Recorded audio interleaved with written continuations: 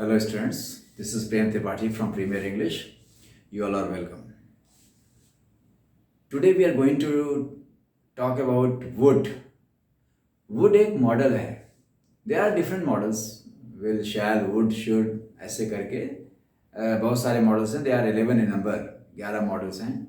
Models are basically helping verbs. वो helping verbs होते हैं. ऑक्सिलरीज हैं वो.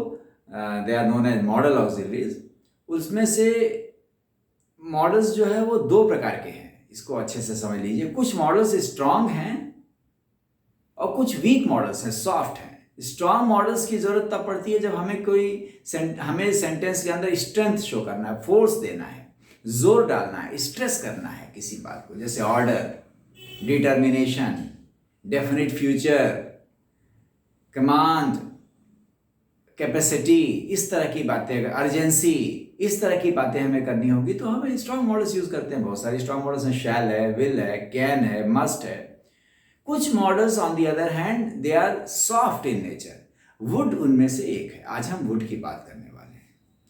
वुड के बारे में, वुड को लेकर के बड़ा कंफ्यूजन है. ओवर द ईयर्स मुझे जो स्टूडेंट्स का फीडबैक मिलता रहता है उसमें मुझे ये पता चला कि वुड को लेकर के काफ़ी कंफ्यूजन है. वुड को बहुत सारे लोग समझते हैं कि ये पास्ट टेंस है.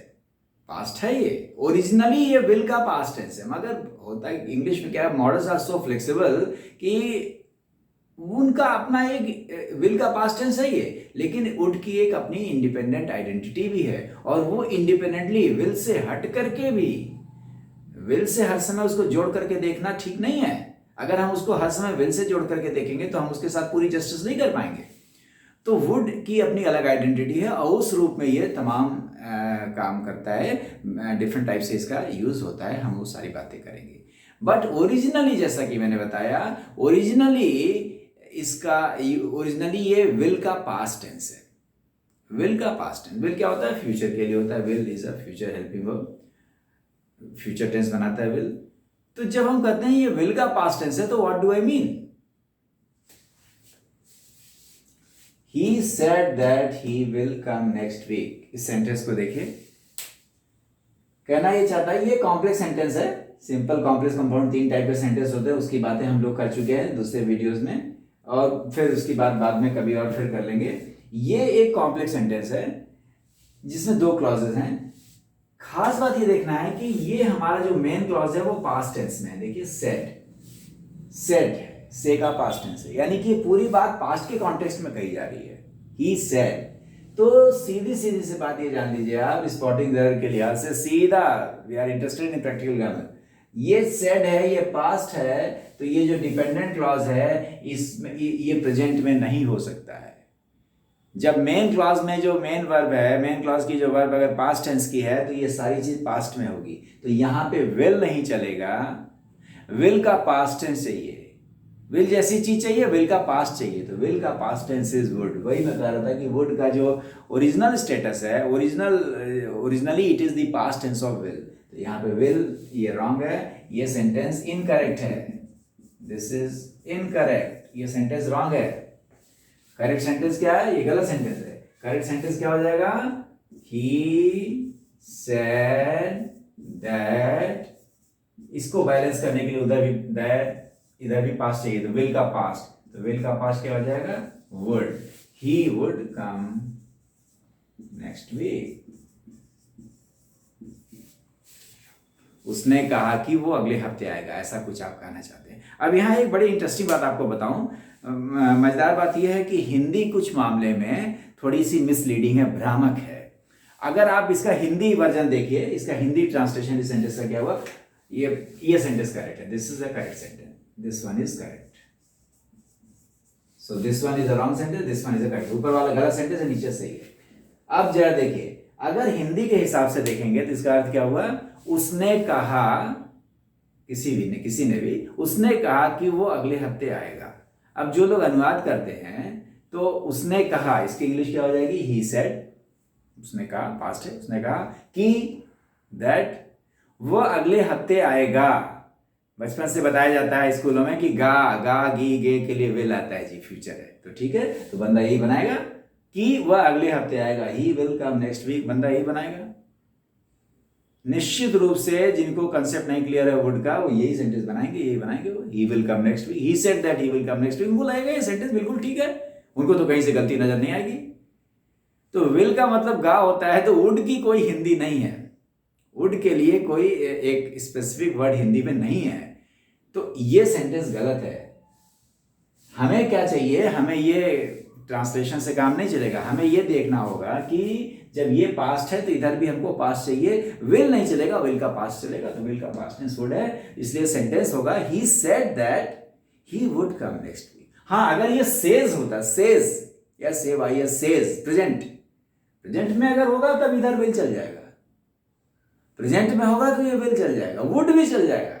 वुड का अर्थ जरा व्यापक है, वुड कोई जरूरी नहीं कि पास्ट टेंस में यूज हो, अभी हम बताएंगे। लेकिन जब ये सेड है तो फिर यहां विल नहीं होगा। इसको बैलेंस करने के लिए when main clause is in past tense, this has to be in past tense, इधर वुड होगा।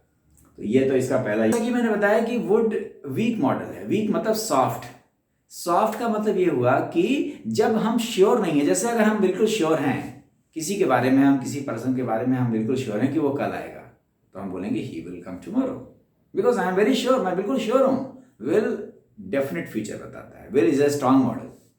लेकिन अगर मैं श्योर नहीं हूं, इफ आई एम डाउटफुल, अगर मैं डाउटफुल हूं, मेरा स्टेटमेंट निश्चित नहीं है, थोड़ा सा मैं हेजिटेंट हूं, इसको बोल करके मैं निश्चित नहीं हूं, डाउट शो करना है, पॉसिबिलिटी जैसा टच देना है सेंटेंस में, तो मैं विल का कमजोर फॉर्म, तो वुड का दूसरा यूज क्या है, विल का वीक फॉर्म है। ये विल का वीक फॉर्म भी है, विल का सॉफ्ट फॉर्म है। तो हम बोलेंगे I think he would come tomorrow या ही वुड कम टुमारो। देखिए, अब ये जो लोग सोचते हैं कि ये वुड जो है केवल विल का पास्ट टेंस है, हमेशा वुड को पास्ट टेंस समझते हैं, वो लोग ये टुमारो के साथ इसको हजम ही नहीं कर पाएंगे।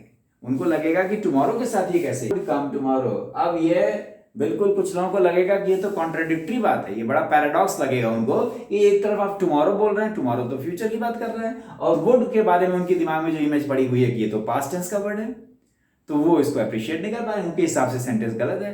गलत नहीं है, तो मैं क्यों गलत नहीं है, क्योंकि ये भूल जा रहे हैं लोग कि विल का पास्ट टेंस खाली नहीं है, ये विल का वीक फॉर्म भी है, विल का सॉफ्टर फॉर्म है। मतलब कि जब आप बिल्कुल श्योर नहीं हैं तब आप विल का कमजोर फॉर्म लगा दीजिए। जरा सा डाउट है अगर आपके सेंटेंस में, आपको आप श्योर नहीं है उसके प्रोग्राम के बारे में, तो आप बोलिए ही वुड कम टुमारो। देखिए यहां वुड लग गया, और देखिए इट वुड रेन टुनाइट, कह रहा है कि आज बारिश हो सकती है, पक्का नहीं है। स्पीकर इज नॉट श्योर, वो बिल्कुल श्योर नहीं है कि आज बारिश होगी। अगर वो एकदम श्योर होगा, अगर वो बिल्कुल निश्चित है, तब वो बोलेगा इट विल रेन टुनाइट, तब वो विल लगाएगा, तब वहां बोलेगा इट विल रेन टुनाइट, होगी। ही विल कम टुमारो, यहां विल लगाएगा। लेकिन जब श्योर नहीं है, पॉसिबिलिटी का टच देना है, संभावना का पुट डालना है, तो वुड लगा देंगे, इट वुड रेन टुनाइट। ठीक है, my father would come next week, इन सब में विल का ये वीक फॉर्म है, इस तरह से भी ये यूज होता है। देखिए कितने एस्पेक्ट्स हैं इसके। तीसरा देखिए, चूंकि ये वीक मॉडल है, चूंकि ये सॉफ्ट मॉडल है, इसलिए it is highly suitable for request, विनती जैसी चीजों के लिए। क्योंकि विनती, रिक्वेस्ट करना, निवेदन करना है किसी से, पोलाइट रिक्वेस्ट करना है, तो रिक्वेस्ट में क्या करना है, आपका टोन सॉफ्ट होना चाहिए। रिक्वेस्ट कैसे होगा, it's a matter of common sense की बात है। आप स्ट्रांग वर्ड यूज करेंगे तो आप पोलाइट नहीं कहलाएंगे। आपको विनती करनी है तो आपका वर्ड्स, सिलेक्शन ऑफ वर्ड क्या होना चाहिए, सॉफ्ट।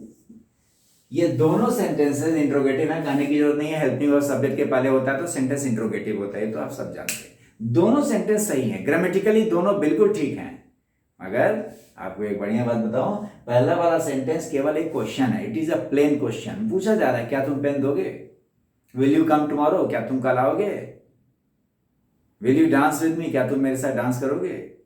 ये केवल it is a question. But second one is a polite question, it is a request, इसमें विनती की जा रही है। क्योंकि ये देखिए यहां विल है, बाकी सब कुछ सेम है। देखिए you, give, me, your, pen, सब कुछ सेम है। यहां पे विल के जगह हमने वुड रख दिया। विल का सॉफ्ट फॉर्म है, अभी बोला मैंने, विल का केवल पास्ट टेंस नहीं है, विल का वीक फॉर्म है। ये 10वीं बार बता रहा हूं, ये विल का कमजोर फॉर्म है। तो ये कमजोर फॉर्म होने से ये सेंटेंस पूरा सॉफ्ट हो गया, वीक फॉर्म यूज कर रहे हैं, इसका टोन वीक हो गया। जितने आप ज्यादा वीक होंगे, जितने आप सॉफ्ट होंगे, उतना ही पोलाइट होंगे। तो ये सेंटेंस रिक्वेस्ट है, while this one is just a question, it is a plain question। इसमें विनती का टोन है, ये ज्यादा पोलाइट है, ज्यादा अच्छा है। Would you give me your pen? तो वुड का एक, अब देखिए इसमें कहीं से भी ये पास्ट टेंस नहीं है, फिर से वही बात आ गई।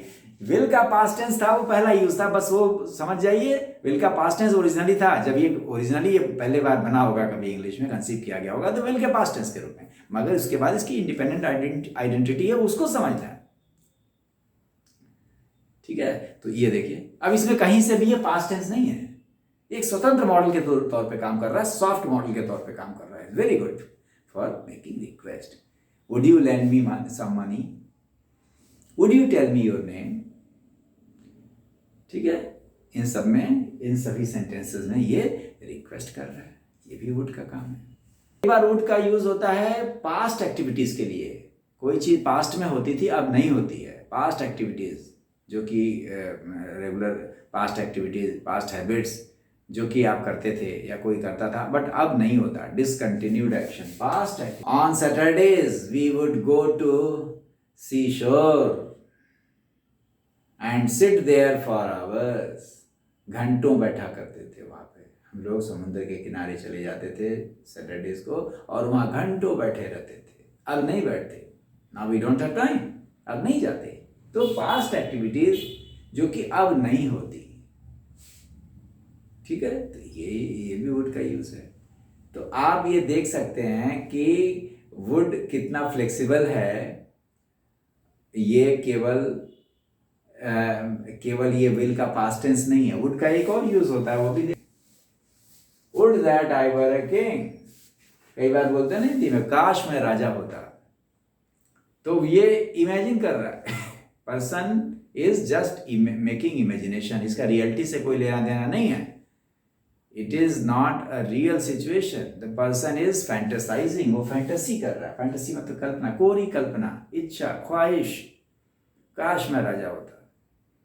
तो वो ऐसे केस में ये सेंटेंस वुड से शुरू होता है, ये ग्रामर है। वुड दैट, यहाँ विल नहीं चलेगा, कुछ भी नहीं चलेगा, और सेंटेंस का स्ट्रक्चर ही होगा, वुड के बाद दैट आएगा, वुड फॉलोड बाय दैट।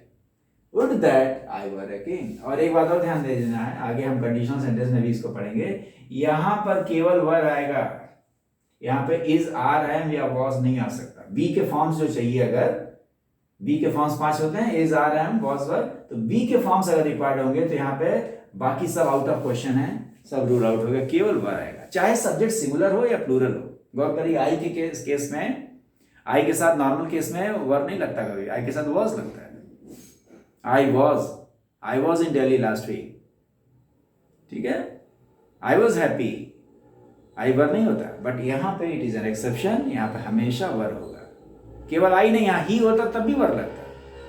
तो regardless of what subject it is, singular, plural, first person, second person, third person, कुछ उससे कुछ फर्क नहीं पड़ेगा, ये केवल वर होगा। ये एक सेंटेंस है। तो इस प्रकार से वुड का ये भी एक यूज है, इस प्रकार के सेंटेंस में वुड यूज होता है।